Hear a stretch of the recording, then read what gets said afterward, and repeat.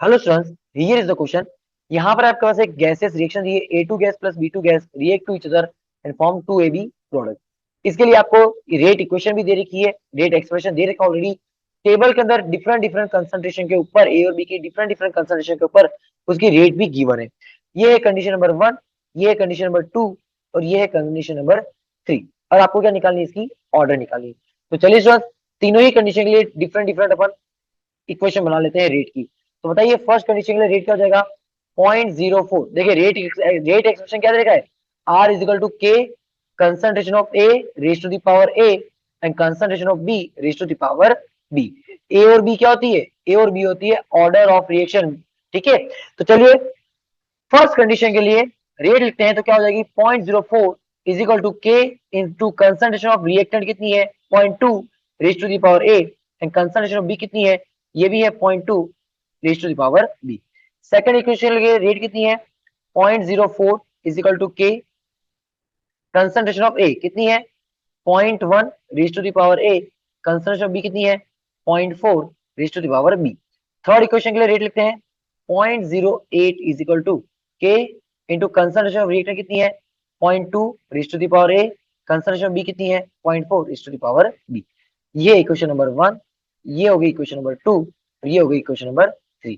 अब अगर आपको ऑर्डर निकालनी है तो ऑर्डर निकालने का स्टूडेंट सिंपल सा एक फॉर्मूला है कि दो इक्वेशन ऐसी लो जिसमें एक ऐसा रिएक्टेंट हो, एक रिएक्टेंट ऐसा हो जिसकी कंसंट्रेशन क्या हो रही हो, सेम हो। अगर आप इक्वेशन नंबर 1 और 3 को देखो, इक्वेशन नंबर 1 और 3 को देखो तो एक ही कंसंट्रेशन क्या हो रही है, सेम हो रही है।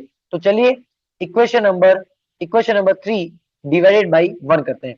तो इक्वेशन नंबर 3 की वैल्यू कितनी है, 0.08 is equal to k into concentration of reactant कितनी है, 0.2 raise to the power A, concentration B कितनी है, 0.4 raise to the power B is divided by the first equation क्या है, 0.04 is equal to k concentration of A कितनी है, 0.2 का power A and B की है 0.2 की पावर बी। देखिए जैसे के से के कैंसिल, 0.2 ऑफ ए से 0.2 ऑफ ए कैंसिल। ठीक है, ये इससे कितना जाएगा, 2 टाइम्स। अब इसको देखिए ये भी कितना जाएगा, 2 टाइम्स जाएगा। तो क्या आ गया, 2 की पावर बी। तो बी की वैल्यू कितनी लिखो, के दोनों इक्वल हो जाए तो ऑब्वियसली बी की वैल्यू कितनी लिखोगे, ए। तो बी की रेस्पेक्ट में, बी रिएक्टेंट की रेस्पेक्ट में, स्टोइकियोमेट्री कितनी हो गई, ऑर्डर कितनी हो गई, 1 हो गई। ठीक है, अब यही चीज किसके लिए करनी है, ए के लिए करनी है।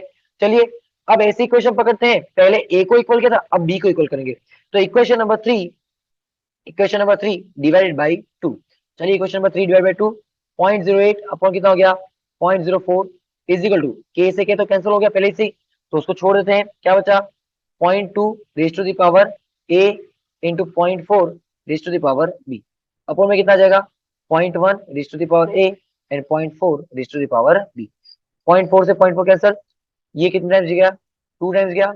ये भी कितने टाइम कैंसिल होगा, 2 टाइम्स कैंसिल होगा। ठीक है, मतलब कि पॉइंट से पॉइंट चला गया ना। तो 2 इज इक्वल टू क्या गया, 2 टू द पावर ए। ए की वैल्यू कितनी लिखूं कि दोनों इक्वल हो जाए, तो ऑब्वियसली ए की वैल्यू कितनी लिखोगे, 1। तो ए की रेस्पेक्ट में ऑर्डर भी कितनी हो जाएगी, 1। तो ए की वैल्यू कितनी हो गई, 1। बी की वैल्यू भी कितनी हो गई, 1। मतलब कि सेकंड ऑर्डर की काइंडनेस है, पहली बात तो ये।